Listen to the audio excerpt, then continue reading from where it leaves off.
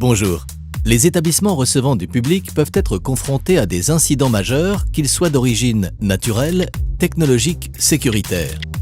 Ces événements susceptibles de causer de graves dommages corporels et matériels ont été pris en compte dans un plan particulier de mise en sécurité PPMS.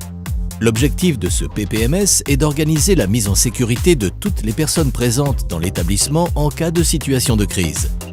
Dans cette vidéo, nous allons plus particulièrement traiter le risque sécuritaire. Avant toute chose, il est important d'intégrer les éléments suivants. Bien connaître son environnement quotidien, les procédures et les moyens d'alerte ainsi que les locaux ou pièces où se réfugier, développer sa vigilance afin de détecter et de signaler les comportements suspects et les situations inhabituelles. Comment réagir en cas d'attaque? Identifier la nature et le lieu de l'attaque. Où?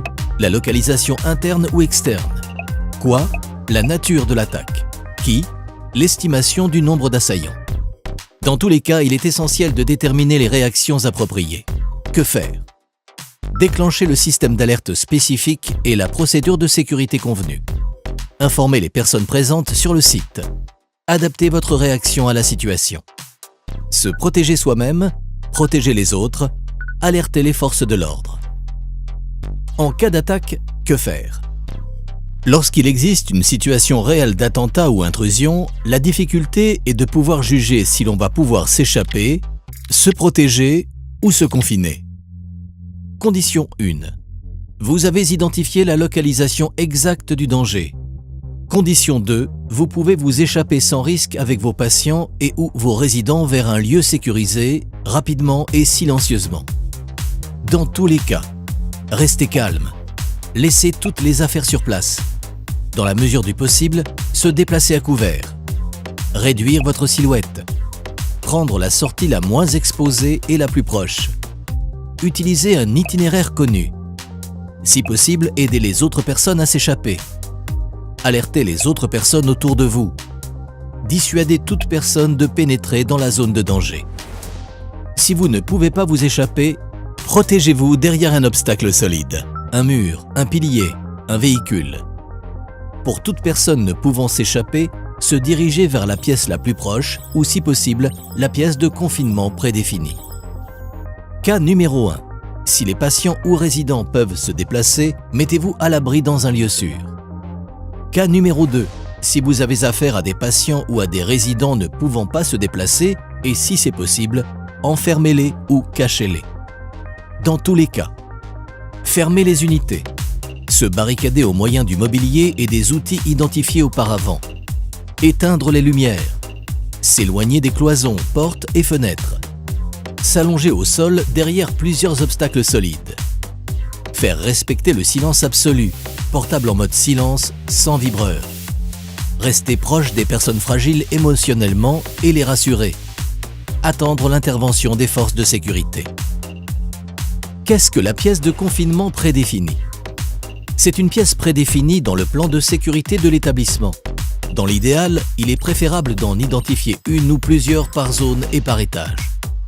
Cette pièce n'est pas destinée à stopper l'assaillant, mais à le ralentir.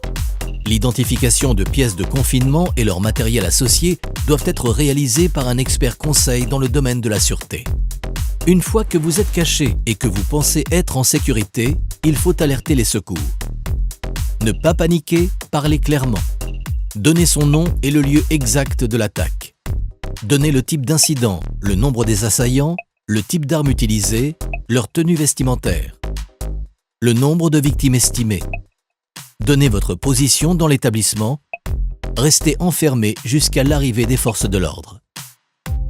Si vous pensez être en sécurité, vous pouvez sauver des vies en portant assistance aux blessés en réalisant les gestes d'urgence. En dernier recours, si vous n'avez plus d'autre choix, il faut vous préparer à combattre et trouver le moyen de neutraliser l'assaillant. Pour cela, il faut improviser des armes et être prêt à s'investir pleinement dans une action brutale, le but étant de neutraliser l'assaillant. Votre survie et celle des personnes présentes avec vous en dépendent. À l'arrivée des forces de l'ordre, adaptez votre réaction à la situation. Restez enfermé jusqu'à ce que les forces de sécurité procèdent à l'évacuation. Laissez toutes vos affaires sur place. Évacuez calmement, les mains ouvertes et apparentes, pour éviter d'être perçu comme un suspect. Signalez les blessés et l'endroit où ils se trouvent. Réagir face à un risque d'explosion et après une explosion. Face à un risque potentiel d'explosion, comme pour une attaque, évaluez les possibilités de vous échapper. Vous pouvez vous échapper, faites-le. Si la situation le permet, déclenchez l'alarme. Laissez tout sur place, emmenez autant de résidents que possible et utilisez votre environnement pour vous mettre à l'abri dès que possible. Si vous ne pouvez pas vous échapper, trouvez un couvert dans votre environnement. Mettez-vous à l'abri, couchez-vous au sol en vous protégeant. Suite à une explosion, avant toute chose, vérifiez votre état physique. Si vous êtes en état et qu'il n'y a pas de tir, prenez le maximum de personnes valides et quittez immédiatement la zone. Allez vous mettre à l'abri loin de la zone d'explosion. Si pas de nécessité médicale, ne restez pas à proximité des zones de rassemblement. Si vous êtes blessé, évaluez vos capacités à vous déplacer. Dans l'incapacité de vous déplacer, effectuez si possible les gestes d'urgence et alertez dès que possible. Conclusion. Le risque terroriste concerne toute la population. Soyez prêts et vigilants.